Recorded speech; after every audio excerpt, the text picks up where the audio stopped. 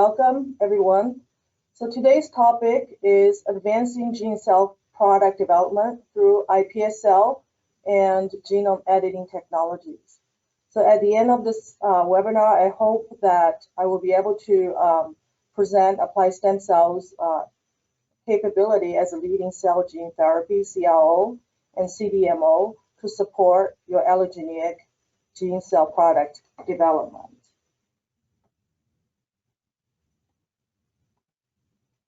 So the two technology platforms, as I mentioned, that we use are iPSC technologies and gene editing.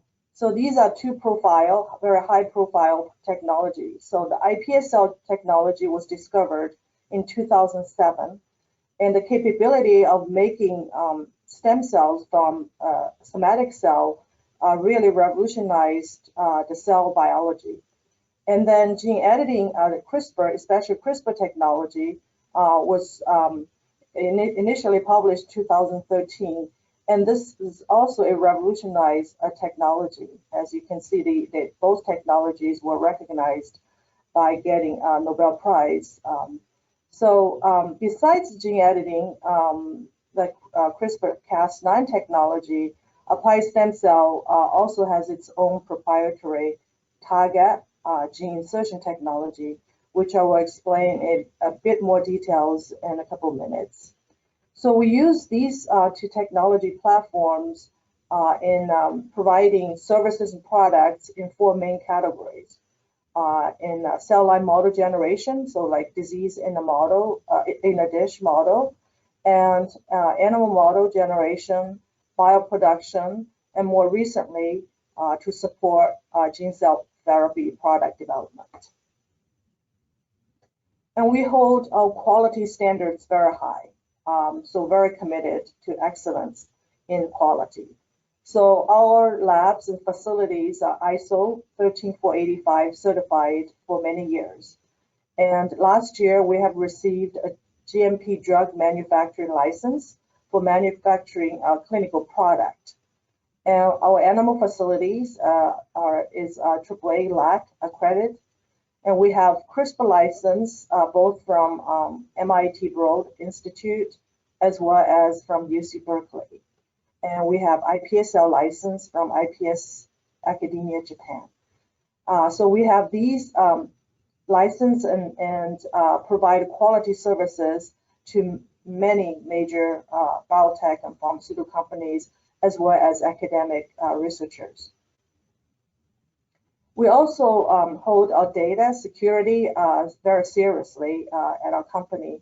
So data is backed up daily onto the cloud as part of our disaster recovery plan. And all access to applied stem cell information is controlled by password protected accounts. For our GMP manufacturing process, we follow Title 21 FDA code, and mainly the Part 210, 211, and 1271. Especially this part is for human cells, tissues, and cellular and tissue-based products. Now, the two gene editing technologies, as I mentioned, one is CRISPR-Cas9, and the other is TARGATT. So these two technologies are basically complementary to each other. So CRISPR technology works very efficiently for gene knockout, for mutation, or very small gene modification, like small nucleotide insertions. On the other hand, for large fragment knocking, CRISPR does not work efficiently at its current state. And on the other hand, TARGATT is a site-specific gene insertion technology. So it works in non-dividing cells. That's also different from CRISPR. CRISPR only works for gene knocking in dividing cells. And also another big advantage of TARGATT is it allows insertion of large fragments. And I put 20 kb here. It's not really the limit of the technology, but it's the limit of the plasmid, really. That's how much the plasmid can hold. It's actually been published that this technology even works for back DNA, which is over 100 kb. And so this technology, we have exclusive license, commercial license from Stanford University. As Lexley mentioned in the introduction, I'm a co-inventor of this technology, and also our head of R&D, Alfonso Farruggio, is also co-inventor of this technology. So now just a few more words about TARGATT. So there are several key features of TARGATT gene editing system. So one is that it controls the copy number. So it's 1 copy per cell. And I mentioned that it has high integration efficiency for gene lock-in. So we have achieved up to 40% in many cell lines, including iPS cells, as well as in organisms, such as in mice, rats, rabbits, and pigs. And this allows consistent gene expression across constructs. This is because it's in a defined locus. So this is, there are a few proprietary loci that we identified. So these are safe harbor loci that we can use to insert genes. And depending on the promoter the transgene comes with, it allows medium to high protein expression. So this ensures that there's no silencing after gene insertion. And then once the transgene is inserted in the genome and it's stable, so it's stable cell lines and allows stable gene expression. So this is a comparison of TARGATT gene editing technology with current gene editing technologies that are used. So the two main ones that currently actually used in the clinic, mainly the lentiviral system. And then the other one that people have been using for clinical trials is transposon system. And these two systems are they working at pretty good efficiency, so that's why they are being used. However, on the other hand, both technologies have intrinsic problems. They basically insertion is random, and insertion is also multiple copies. So these two are major concerns for safety, because depends on where the gene is inserted, it really could cause more problems than the effects. And in fact, both systems have reported death in patients in clinical trials due to genomic instability due to multiple copy insertion or random insertion. And then another problem with random insertion is silencing. So if the gene gets inserted in a chromatin region that does not allow gene expression, then this is really a useless product. And with lentivirus, there's also added a manufacturing process, which is lentiviral production, and this is very costly. So that's why the current CAR-T therapy, for example, the earliest approved CAR-T therapy, there are two of them, and their cost is average about $400,000 per dose, which is almost basically not affordable for majority of people. And on the other hand, now, so CRISPR technology now has a few clinical trials, and it has shown very good efficacy. And so the advantage of CRISPR is really site-specific insertion and single copy. So this really adds additional safety to the method. However, for CRISPR, using CRISPR, efficiency for gene lock-in is currently still low. And we also have not heard any success stories of knocking larger fragment over 6 kb just using CRISPR alone. And then in contrast, TARGATT, so it's similar in terms of gene insertion in that site-specific insertion and in a safe genomic harbor locus and the insertion single copy. So this part is very similar to CRISPR. And then the advantage of TARGATT is really high efficiency. As I said, we were able to achieve over 40% insertion efficiency, which is 10 times higher than CRISPR technology. I will show some data in a few minutes. And so the one disadvantage of TARGATT is that it requires 2 steps. So the first step is to make a master cell line that contains the target landing pad. And then the second step is to use the master cell line and insert a transgene using target integrase. And so I will, so basically, I will introduce to you that this step, the master cell line has been already generated by us. So for any users, all they need to do is still, it's a one-step process, is to insert any genes of interest using our target and an enzyme. So this is the platform I'd like to introduce to you today. This is Target Masked iPSC platform for allogeneic products. So these master cell lines are pluripotent stem cells with a pre-engineered landing pad in a safe genomic copy locus. And it is ready for repeated, fast, and efficient gene lock-in using target enzyme. And then because iPS cells can differentiate virtually to any cell types, so this really provides an unlimited source for truly off-the-shelf allogeneic cell product. And our first application is really in CAR-NK cells. And in this system, there's no need for lentiviral transfection.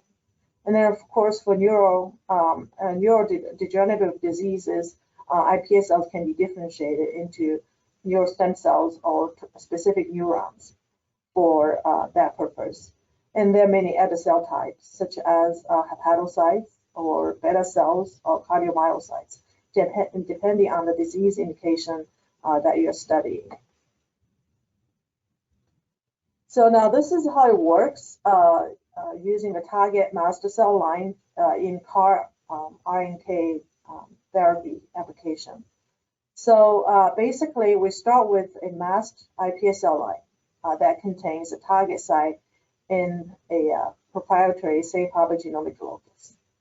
And then a donor vector containing any gene of interest, in this case, a CAR, can be inserted using our target enzyme.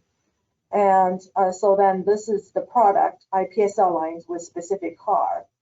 And then this can be differentiated into NK cells, so-called induced NK cells.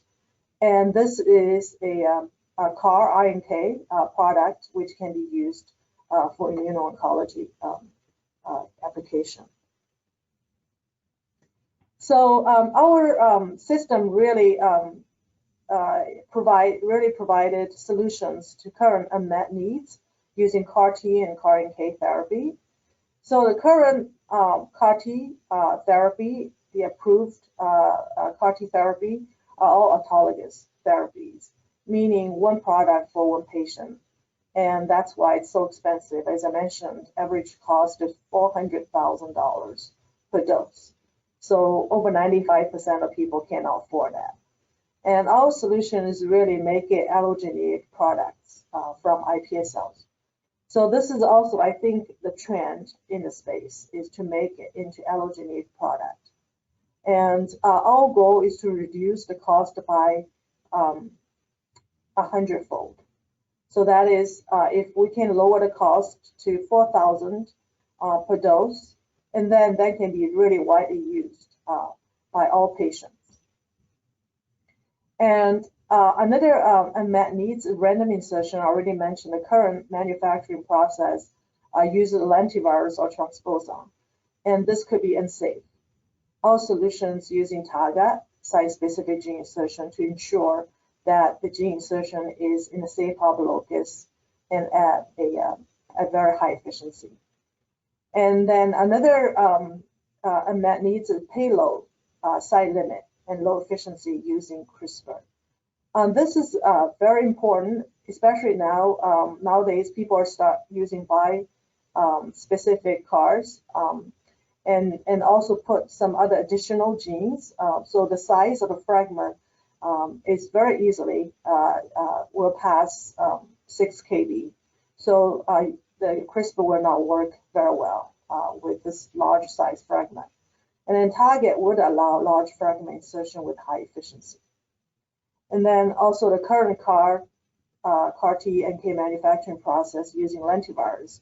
I already mentioned this lentiviral bioproduction is actually a bottleneck in many CAR-T production and adds additional cost also. So it's not only timeline, but also cost to the manufacturing process. And our solution is we use plasmid form. So we use plasmid transfection, eliminates the viral process. So this is a more specific example here. So we use the target iPSC master cell line to insert a CAR, a specific CAR, at the one of our proprietary loci, H11 locus. And what we found is that CAR was inserted over 40% efficiency, which is 10 times better than CRISPR-Cas. And we also validated that CAR iPSC expresses CAR stably through many passages. And so, like I said, transfection was done by lipofectomy, eliminating viral manufacturing process.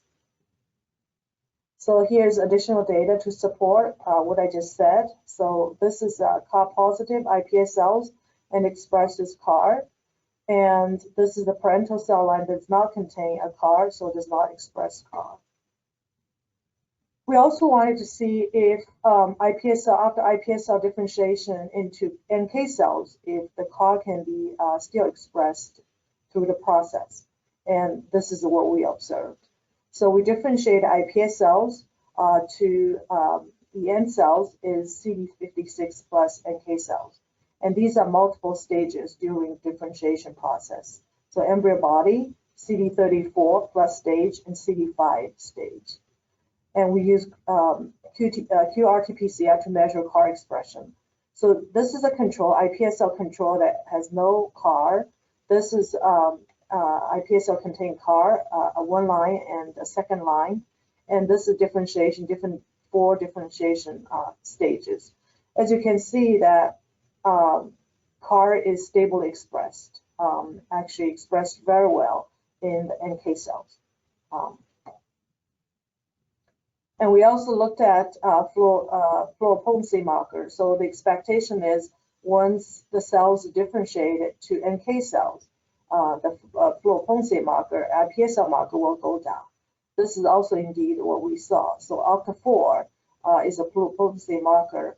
And so we saw that in the iPS cells expresses highly and then goes down in NK cells. And this again is expression of CD56, another repeat experiment, showing that CAR expression is maintained throughout this differentiation stage.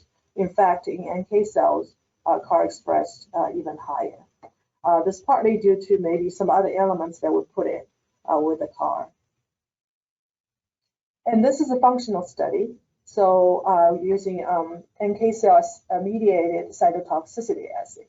So here we compare our iPSC-CAR-NK containing CAR with the NK cell line in terms of killing, cell killing. And we used two different ratio, effector and target cells, a 1:1 and 1:5. So the blue line is iNK and the black line is NK92 cells. As you can see, these two lines almost overlap, indicating that iPS cell-derived iNK functions similarly to NK92 cells. So now I want to talk about our cGMP grade iPS cell lines. So we have a cGMP grade iPS cell lines, and it was derived from a healthy male donor, CD34 plus cord blood. And reprogramming method was episomal method. And this particular GMP grade iPS cells has a drug master file with the US FDA. So if you file your IND with the FDA, your CMC part for this iPS cell line is already filed. So you only need to reference this drug master file. So basically this gives you a green path of using this particular GMP grade iPS cells. And then we can provide master cell bank or working cell bank. And then we'll provide all the QC and QA steps, including sterility, mycoplasma, endotoxin, identity test, the potency test, and genetic stability by karyotyping, viability, and pathogen tests. And we also have a CGMP compliant target masked iPSC line. And these cell lines were engineered from our GMP grade iPSCs using target technology only. So we did not use CRISPR in engineering the landing pad. And our reagents are cell gene therapy grade, meaning no animal, no serum in the culture conditions. And we follow GMP SOPs. We also follow all the documentation and QC/QA under GMP requirements. And we provide certificate analysis, and all testing that we do on the cells also follow GMP requirements. So we have two CGMP compliant target master cell lines. So line 1 has the landing pad, the target landing pad, on a chromosome 15 locus. And we have identified that the locus in the safe harbor locus because the intergenic region did not affect any endogenous gene expression. And it's also not close to any oncogene that could cause activation of oncogene expression. So this is line 1. And line 2 is in a locus located on chromosome 9. And similarly, it's in a safe harbor locus using our criteria, which is intergenic region far away from oncogenic genes. And we also provide other GMP services, including iPSC generation, expansion, and banking. So we have our own CGMP iPSC lines, so you're welcome to use our cell line. And we provide master cell banking and working cell banking. And we also provide customized iPSC generation under GMP. And so if you have your patient-specific cells that you want to produce GMP-grade iPSCs, and we can do that as a fee-for-service. So these services, like I said, fee-for-service, no license, no pass-through royalty required. We also provide GMP-grade iPSC gene editing service, and we can do CRISPR-Cas9 gene editing. And we will perform fee-for-service gene editing, but the customer needs to look into about CRISPR clinical license if the final product is going to be used for clinic applications. And then if the customer chooses to use target gene editing technology, we have a standard license term. And we also provide fee-for-service. And of course, all these GMP process will come with in-process QC and also final product QC and QA. We also provide iPSC differentiation services, and we can follow your protocol if you have your established differentiation protocol. So we do tech transfer outside the clean room, and then we can do engineering run in a GMP facility, and then do a larger scale CGMP production. And we also have some established SOP for certain cell types you're welcome to use. So for that case, in that case, we don't have to do tech transfer. We just do production. And for this, there's no license fee, no pass-through royalty either. So as I said, we're currently focused on NK cell differentiation. So this is just to show our NK cell differentiation. So this is right after differentiation, we get about 85% purity in the population. And we further enrich it by markers to over 95% at the end. And these are some other cell types we are successful with in terms of differentiation. So neural cells, so neural lineage, and RPE, and skeletal muscle, cardiomyocytes, hepatocytes, and a few other cell types. And so this is just an example of retinal pigment epithelial cells, RPEs. So we have good experience differentiating iPS cells to RPEs. So basically, Applied Stem Cell has been in the business, both iPS cell and gene editing business for over 13 years. So we have really accumulated a very rich experience in doing using these technologies. And so we have the expertise to help you and support your gene cell product development. And we are very flexible, so we offer customized CRO/CDMO services. So we really try to listen to your needs, and we provide end-to-end custom options for your projects. And we're not only your hands, but we also, to some extent, we can contribute intellectually into your product development using our TARGATT technology, especially for CAR-T and CAR-NK development. And we also have experience before, because Applied Stem Cells spun out a therapeutic companies. We actually developed 3 gene cell therapy products, 2 of which are already cleared with FDA on IND and currently on clinical trials. So we do have a successful experience in developing gene cell therapy. And but this part, our part now is only we only provide CRO/CDMO service. We do not develop our own products, so there's no conflict. We only contribute our experience in working with the regulatory and also in working with clinical product development and help you to speed up your gene cell product development. So with that, I'd like to thank you for your attention. And if you have any questions, please do contact us after this webinar anytime at info@appliedstemcell.com and our website. And I think, I hope we still have time for questions. So I'm gonna end here. Thank you, Dr. Chen-Tsai. We do have some time for some questions.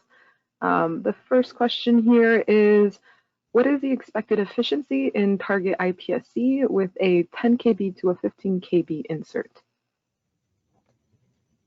Yeah, so the example I give to you in my slides, the fragment size was about 6 kb.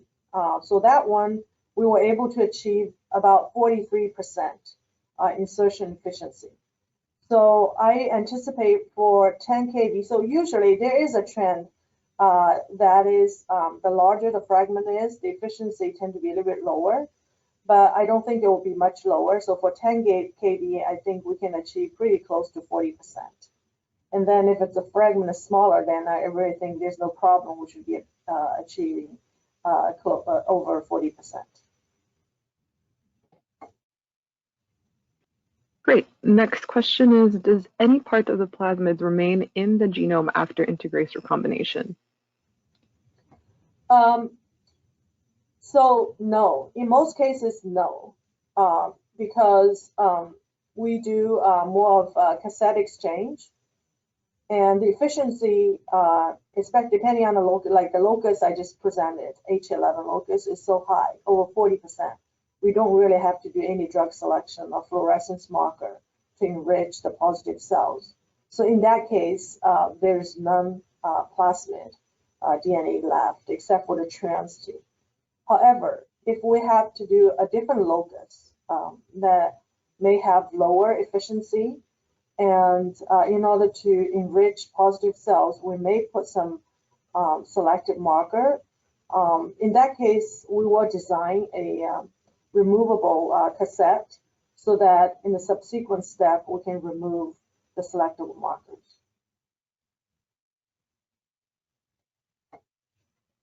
Just a few more questions here. How stable are the cells in transgene expression after the cell is established, expansion, passaging? Have you tested it before? Yes, so this has been tested many times. So once the gene is inserted, it's stable.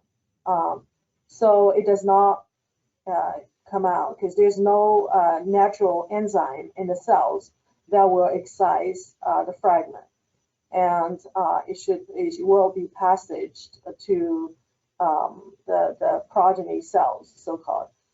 So it's very stable for many passages, and in my example, also it's stable in differentiated cells and expresses the transgene. Great. Next question is, what cell types have you differentiated into?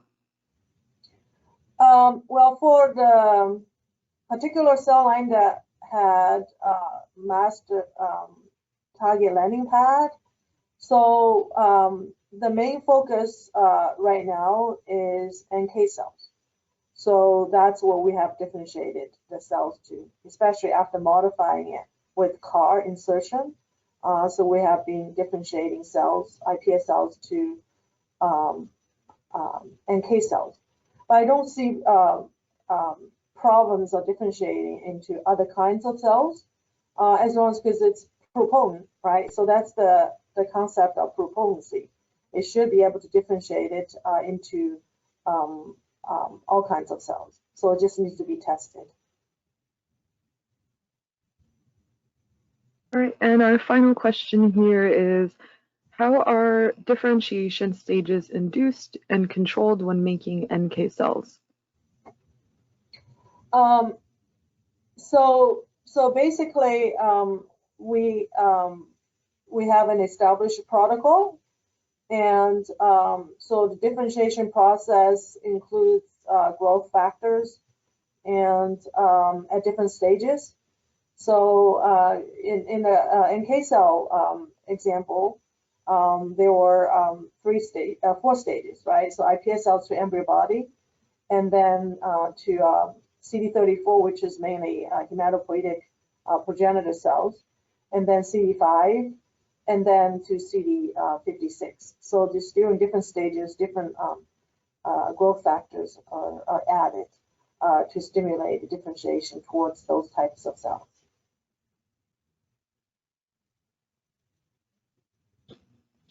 Thank you all. Those are all the questions we have time for, but we will definitely answer your questions individually by email. Please send your additional questions to info@appliedstemcell.com as seen on the screen. We will also be sending you a copy of today's presentation. Thank you so much for attending, and have a good rest of your day.